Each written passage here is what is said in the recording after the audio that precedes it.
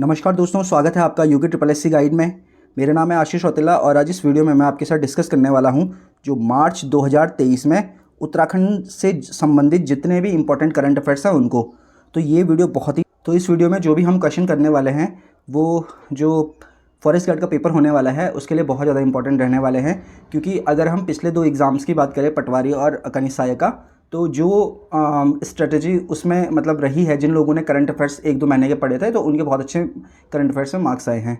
तो फिर उम्मीद है इस पेपर में भी ऐसे ही होगा और यहाँ से मार्च के महीने से ही आपको उत्तराखंड और जो राष्ट्रीय अंतर्राष्ट्रीय करंट है वहाँ से आपको 3-4 क्वेश्चन देखने को तो मिनिमम मिल ही जाएंगे। तो एक बार जो मार्च के महीने के जो करंट अफेयर्स है, जो राष्ट्रीय करंट अफेयर्स और अंतर्राष्ट्रीय करंट अफेयर्स है, एक बार उनको भी फटाफट से मतलब रिवीजन कर लेना।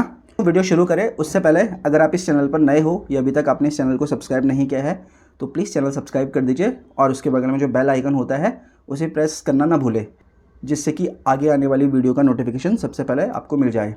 तो चलो बिना किसी देरी के शुरू करते हैं आज की वीडियो। तो दोस्तों, मार्च 2023 का जो उत्तराखंड का करंट अफेयर्स है तो शुरू करते हैं उसको। तो इसमें पहला पॉइंट है, मार्च 2023 को मुख्यमंत्री पुष्कर सिंह धामी द्वारा किनको देवभूमि खेल रत्न पुरस्कार देने की घोषणा की गई। तो ये की गई है, एक है इनमें लक्ष्य सेन और एक है चंदन सिंह। ठीक है, तो लक्ष्य सेन तो सबको पता होगा कि किससे संबंधित है, तो ये बैडमिंटन से संबंधित है। ठीक है, किससे? बैडमिंटन से। और जो चंदन सिंह है ये एथलेटिक्स से संबंधित है। तो ध्यान रख लेना कि 2019-20 के लिए, मतलब वर्ष 2019-20 के लिए दिया जा रहा है लक्ष्य सेन को और 2020-21 के लिए दिया जा रहा है चंदन सिंह को। तो कैसे याद करना है कि 2019-20 के लिए लक्ष्य सेन को है, 2020-21 के लिए चंदन सिंह को है। देखो, लक्ष्य सेन क्या है, एज में बहुत छोटा है और चंदन सिंह आप ये मान सकते हो कि एज में लक्ष्य सेन से बड़े हैं। तो जो छोटा होगा, तो छोटा कौन सा नंबर है? 2019-20 छोटा है ना, और 20-21 बड़ा है, तो छोटे वाले नंबर में कौन जाएगा? छोटा वाला जाएगा जो एज में होगा। तो आप इस तरीके से भी इनको याद कर सकते हो कि 19-20 के लिए लक्ष्य सेन को है और 20-21 के लिए चंदन सिंह को है।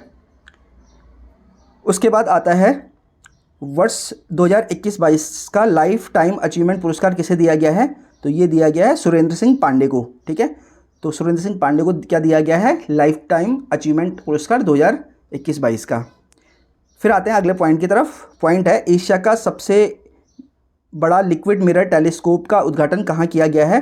तो ये किया गया आपका देवस्थल नैनीताल में। और इसको मैं जो मार्च की जो करंट अफेयर्स की जो वीडियो है ना राष्ट्रीय की, तो मैं उसमें भी करवा चुका हूँ। उसमें भी मैंने उत्तराखंड के 4-5 क्वेश्चन है तो वहाँ पे वो भी करवा दिए थे, लेकिन उन क्वेश्चन को मैं यहाँ पे भी रिपीट करूँगा। तो जिसने अभी तक वो वीडियो नहीं देखी है मार्च वाली, तो एक बार उसको क्विक रिवीजन जरूर कर लेना उसको। ठीक है, तो यहाँ पे उसका लिंक आ रहा होगा, तो उसको जरूर देख लेना भाई, बहुत इंपॉर्टेंट होने वाली है वो।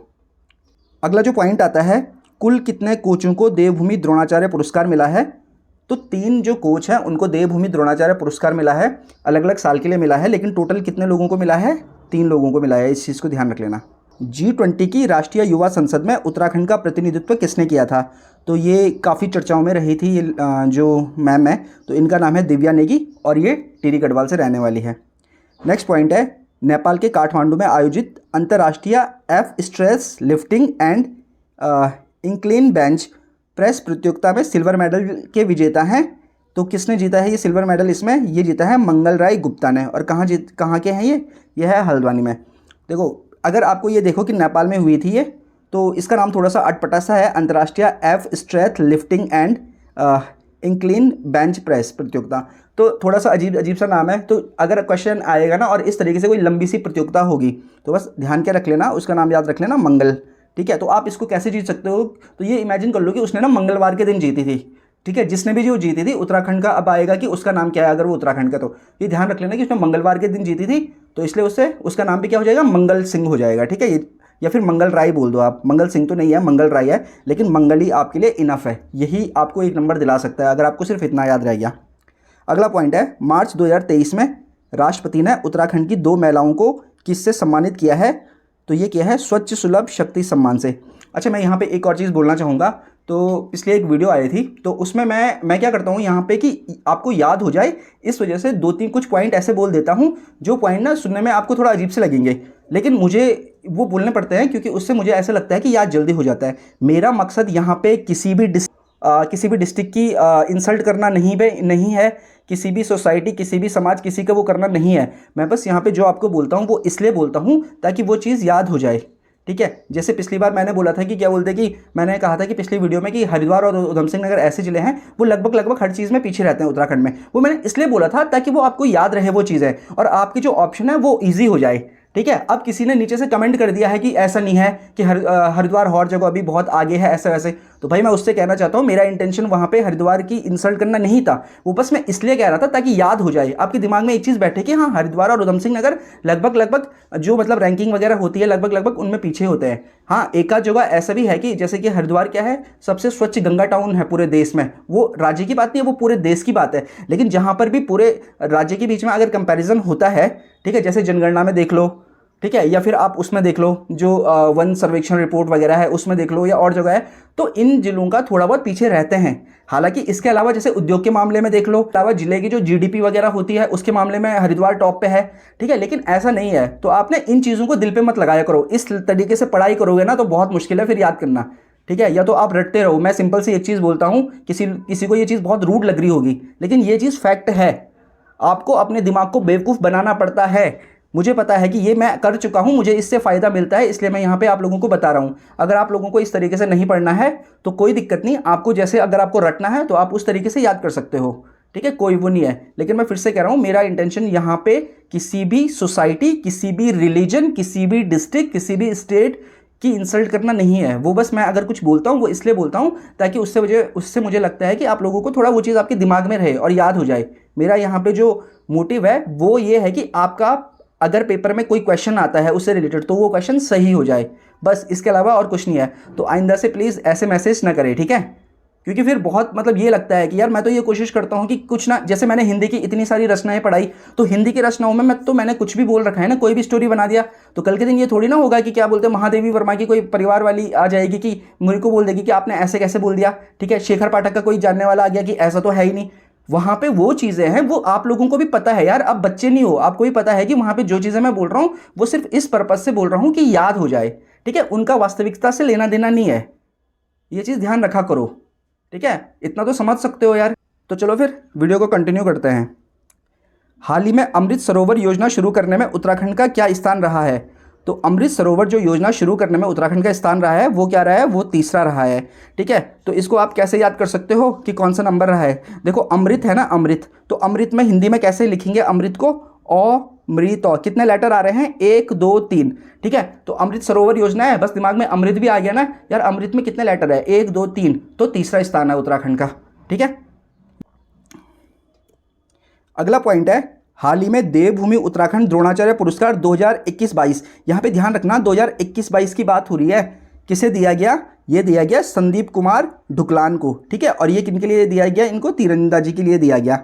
21-22 के लिए किसको दिया गया? ढुकलान को दिया गया, ठीक है, संदीप कुमार ढुकलान। अगला पॉइंट है, हाल ही में भारत और उज्बेकिस्तान, ये नाम याद रखना कि ये क्या है, ये उज्बेकिस्तान है। तो भारत और उज्बेकिस्तान के बीच डस्टलिक 2023 सैन्य अभ्यास का आयोजन कहाँ किया गया था? तो ये किया गया था कहाँ पे? पिथौरागढ़ में किया गया था। नेक्स्ट पॉइंट है, हाल ही में मुख्यमंत्री एकल महिला स्वरोजगार योजना, क्या है योजना का नाम? मुख्यमंत्री एकल महिला स्वरोजगार योजना शुरू की गई। तो किसके द्वारा शुरू की गई? पुष्कर सिंह धामी जो उत्तराखंड के मुख्यमंत्री हैं उनके द्वारा। नेक्स्ट पॉइंट है, हाल ही में 82वीं all India inter university athletics championship में उत्तराखंड की किस महिला खिलाड़ी ने स्वर्ण पदक जीता? इंपॉर्टेंट हो जाता है क्योंकि स्वर्ण पदक जीता है। तो इनका नाम क्या है? मानसी जोशी। और क्या किया है उन्होंने? ये करती है वॉक रेस करती है ये, ठीक है। अगर कभी आएगा आपके पास कि ये किससे संबंधित है तो ये वॉक रेस से संबंधित है। जैसे पैदल चलते हैं ना, तो लंबे लंबे कदम रख के पैदल चलना है, उसी को वॉक रेस बोलते हैं।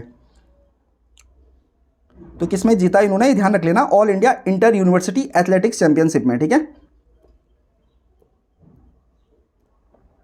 अगला पॉइंट है, उत्तराखंड के कितने शिक्षकों का चयन शैलेश मटियानी राज्य शैक्षिक पुरस्कार 2022-23 हेतु किया गया है? तो ये हैं 17 शिक्षक, ठीक है। तो 17 शिक्षकों को क्या किया गया है? 2022-23 हेतु क्या किया गया है? चयनित किया गया है। किसके लिए? शैलेश मटियानी राज्य शैक्षिक पुरस्कार के लिए। और इसकी शुरुआत कब हुई थी इस पुरस्कार की? ये हुई थी 2009 में, ठीक है। एक बार ये क्वेश्चन भी आया था पेपर में। नेक्स्ट पॉइंट है, हाल ही में एशियाई जुजुत्सु चैंपियनशिप में, ठीक है, कौन सी चैंपियनशिप है? Jujutsu championship.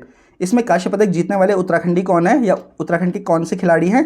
तो इनका नाम है जयप्रकाश। नेक्स्ट पॉइंट है, हाल ही में जारी, ठीक है, आप कैसे याद करोगे जयप्रकाश को? देखो याद करने का ना एक तरीका होता है। तो जैसे जिजित्सु है, जिजित्सु चैंपियनशिप है ना, तो जौ से जिजित्सु, जौ से जयप्रकाश, ठीक है। क्वेश्चन में ही आपको आंसर मिल जाएगा, लेकिन अगर आप उस नज़र से उसको देखोगे तो, ठीक है, आपको ये ढूंढना है कि किस तरीके से मैं याद करूं। अगर आपको रट के याद नहीं होता है, जिनको रट के याद होता है वो बिल्कुल रट के याद कर सकते हैं, लेकिन जिनको नहीं होता है तो वो इस तरीके से याद किया करो, ठीक है। तो जौ से जिजित्सु, जौ से जयप्रकाश। हाल ही में जारी foundation literacy and numeracy report कौन सी है? Foundation literacy and numeracy report के अनुसार हिमालय राज्यों में शिक्षा तथा स्वास्थ्य मापदंडों में, किसमें? शिक्षा तथा स्वास्थ्य मापदंडों में उत्तराखंड की रैंक क्या है? तो उत्तराखंड की रैंक है 6वीं, ठीक है। कैसे याद रखोगे इसको? ठीक है, मैंने क्या बोला? शिक्षा तथा स्वास्थ्य। स्वास्थ्य को इंग्लिश में क्या बोलते हैं?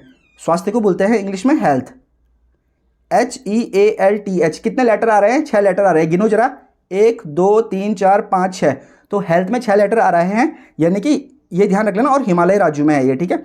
तो शिक्षा तथा स्वास्थ्य मापदंडों में, ठीक है, स्वास्थ्य में फोकस करना है, शिक्षा तथा स्वास्थ्य मापदंडों में कौन सी रैंक है? तो यह है 6वीं रैंक, ठीक है। ये चीज़ ध्यान रख लेना। अब शिक्षा को मत कर देना, क्योंकि एजुकेशन में ना 8 लेटर आते हैं, तो ये मत कर देना कि 8 होगा, 8 नहीं, बाद वाला ले रहे हैं हम, ठीक है।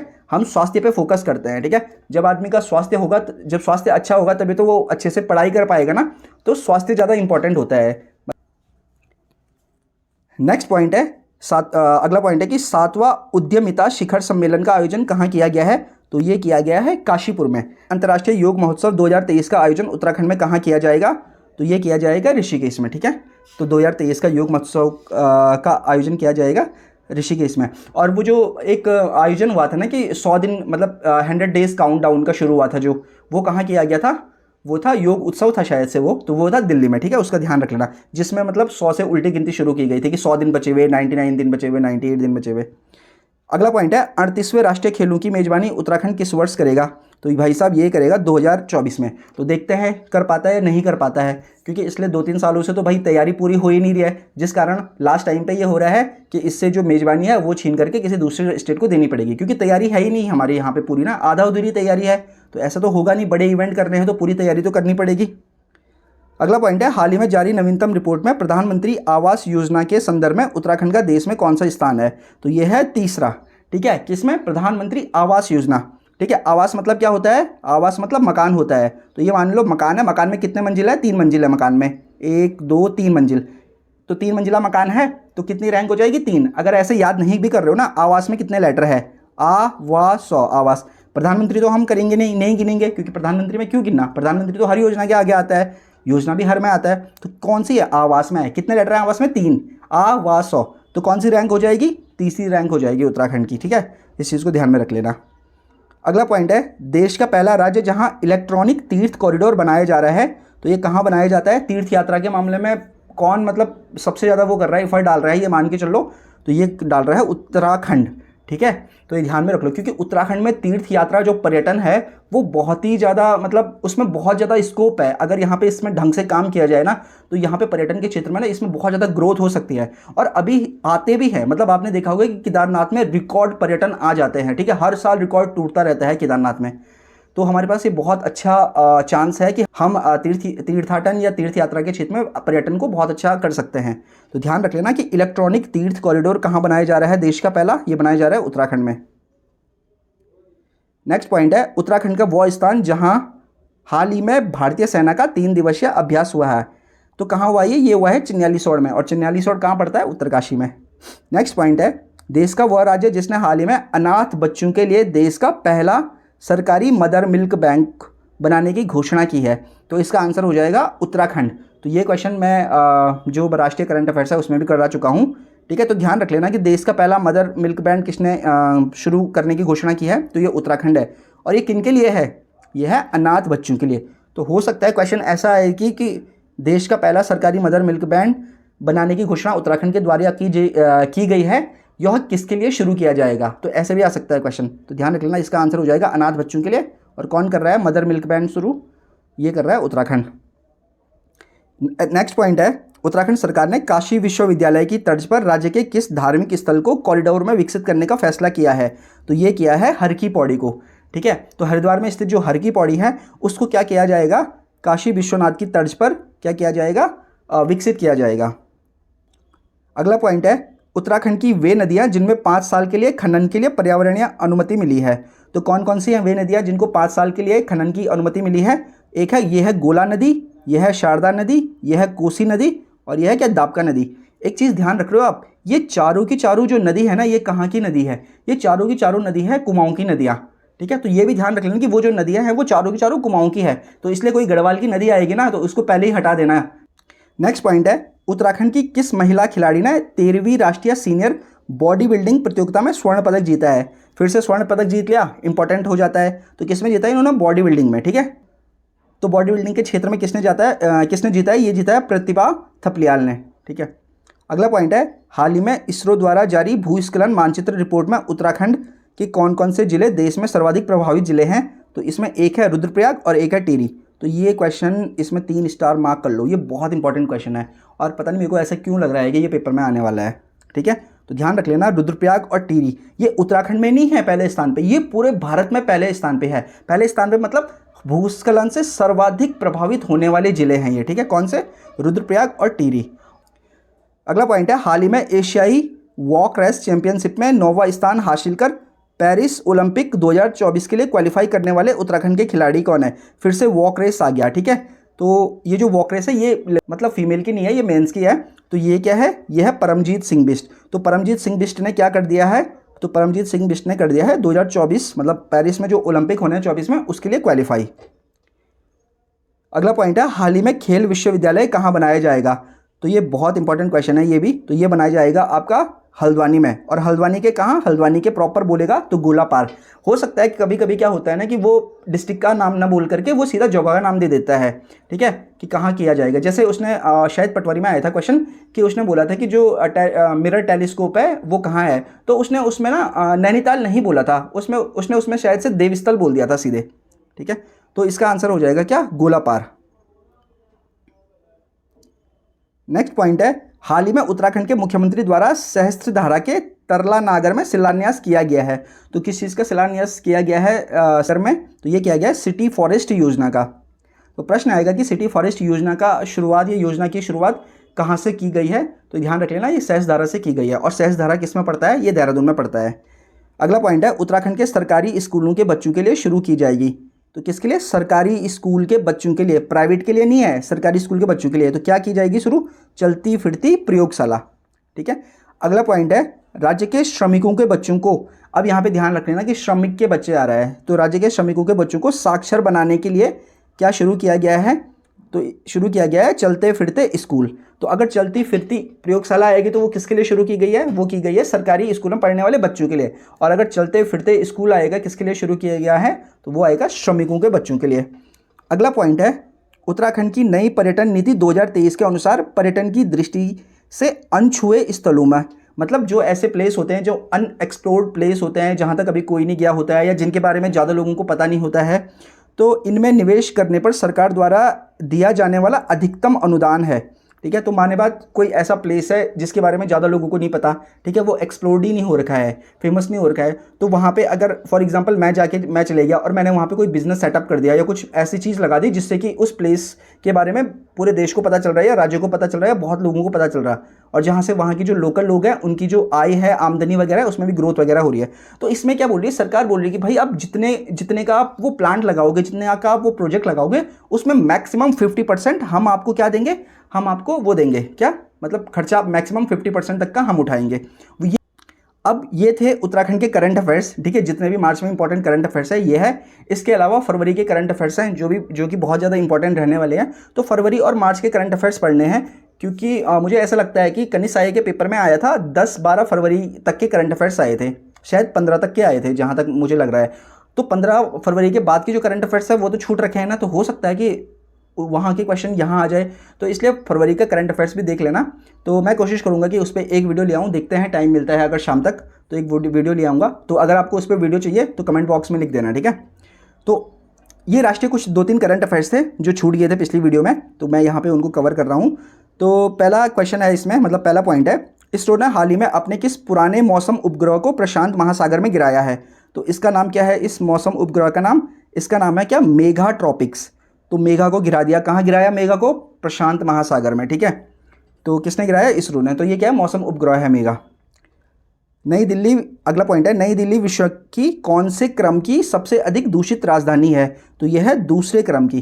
तो ध्यान रख लेना कि अगर विश्व की सबसे प्रदूषित राजधानियों में बात की जाएगी तो भारत की जो नई दिल्ली है वो विश्व में दूसरे स्थान पर सबसे ज़्यादा प्रदूषित राजधानी है। और वहीं अगर देश की बात करेंगे, दुनिया में सबसे ज़्यादा प्रदूषित देशों में भारत का कौन सा स्थान है? तो भारत का स्थान हो जाएगा 8वां। ठीक है, ये चीज़ ध्यान रख लेना। अगला पॉइंट है, मुंडका उपनिषद द ब्रिज टू इमॉर्टिलिटी पुस्तक के लेखक कौन है? तो पुस्तक का नाम क्या है? मुंडका उपनिषद द ब्रिज टू इमॉर्टिलिटी। जब ऐसे बड़े बड़े से नाम आते हैं ना बुक के, छोड़ो इनको, आगे का याद रखा करो बस। मुंडक उपनिषद हो गया, आपका काम बन गया। ठीक है, बस इतना याद रखो कि मुंडक उपनिषद बुक किसने लिखी? ये लिखी है कर्ण सिंह ने। ठीक है, तो कर्ण सिंह ने क्या लिखा है? मुंडक उपनिषद। अगला पॉइंट है, भारत में महिला और पुरुष रिपोर्ट 2022। रिपोर्ट का नाम सुन लो। ठीक है, भारत में महिला और पुरुष रिपोर्ट 2022 के अनुसार भारत में 2036 तक कितना लिंगानुपात प्रस्तावित है? तो यह है 952। तो 952 फीमेल कितने पे? 1000 पुरुषों पे। ठीक है, तो लिंगानुपात में यही होता है कि बट्टे में 1000 आता है हमेशा, तो 1000 पुरुषों पे 952 महिलाएं होने वाली है। तो दोस्तों आज की वीडियो में बस इतना ही। तो अगर आपको फरवरी की भी करंट अफेयर्स की वीडियो चाहिए उत्तराखंड की, तो कमेंट में लिख देना, मैं ले आऊँगा। तो फिर मिलते हैं आपसे अगली वीडियो में, तब तक के लिए नमस्कार।